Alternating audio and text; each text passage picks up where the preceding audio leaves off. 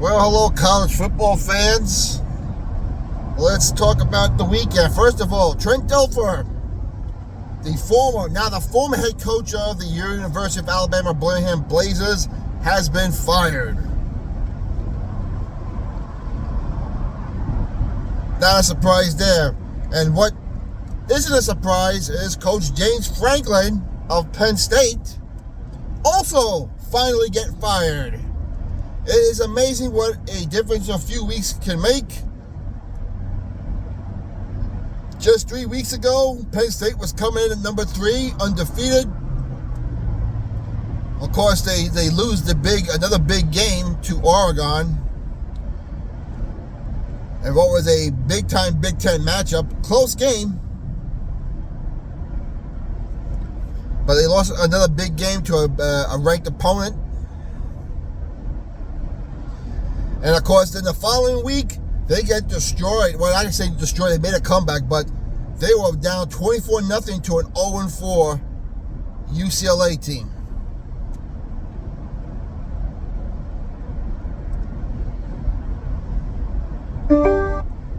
New text message. No one cares.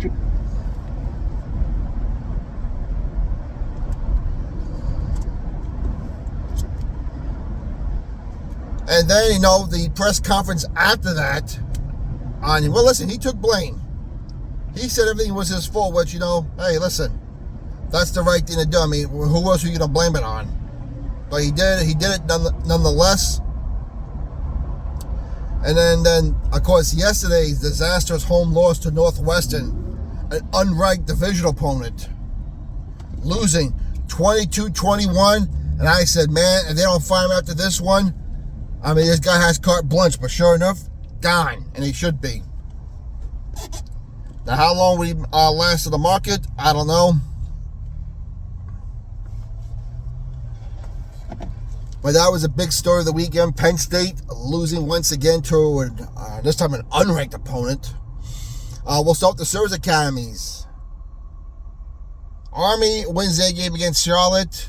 They improved, I think, they're 3-3 now. Air Force loses a thriller to undefeated UNLV. It was something like 51-48. That was a fun game to watch, even though Air Force isn't that good. They did put on a good show. And then, of course, the Navy. Navy is now 6-0.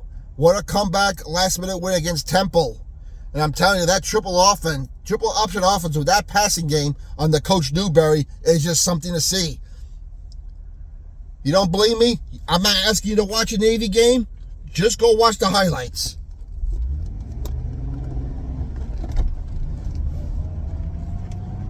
Since they've been in the American Athletic Conference, Newberry has adjusted.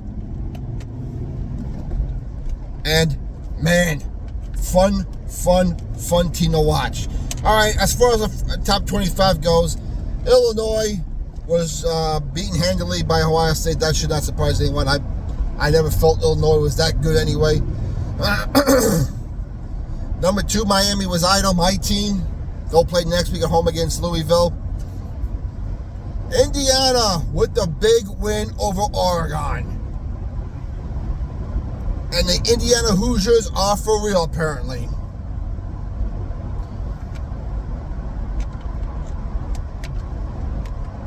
Good job by the Hoosiers. Archie Manning finally had a good game. And they defeat a undefeated Oklahoma team that was doing great. Listen, that's an upset. I know it's a Red River rivalry shootout. But Texas was not coming into this game playing good.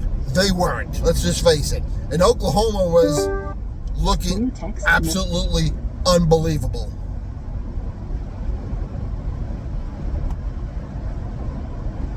So kudos to Texas for pulling up the upset.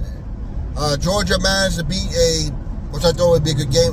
Georgia managed to beat Auburn.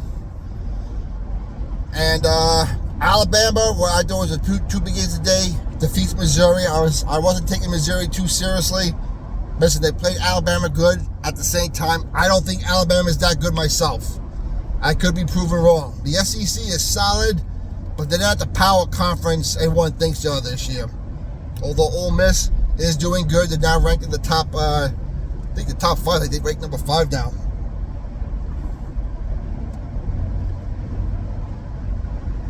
So there were your big games of the weekend. USC beat Michigan and was now a Big Ten rivalry game. And that is pretty much your college football roundup. Let's go through the top 25 quickly.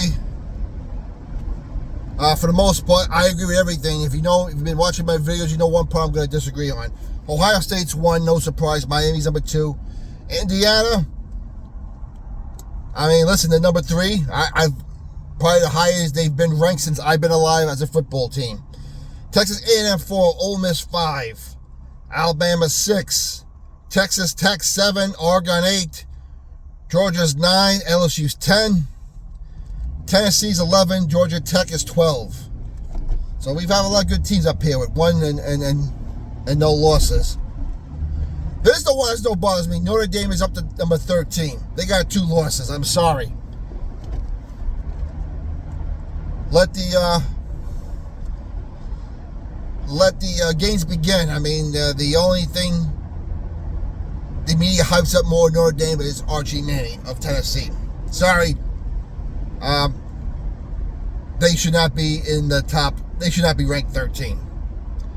Top 25, okay, not 13. Oklahoma jumps all the way to 14 now, behind Notre Dame. This is why I have a problem with this too. But whatever. BYU has climbed to 15 with their win over West Virginia on Thursday night. Vanderbilt, who I didn't think was that good, is at 17. Virginia, 18. South Florida's 19. USC is back in the top 20, back ranked. They're at number 20 now. Texas, which wasn't ranked last week, they're at 21. Memphis is still went up on 22 now. And Utah, Cincinnati, and Nebraska round up the top 25. They weren't ranked at all last week. Good job to them. So there is your college football roundup. Let me know what you feel about Coach Franklin. Am I wrong about Notre Dame? Is Indiana for real? Is the triple offense of Navy fun? I would love to hear your opinions, everyone. Your comments down below. God bless you all. Take care of each other. We'll talk to you later.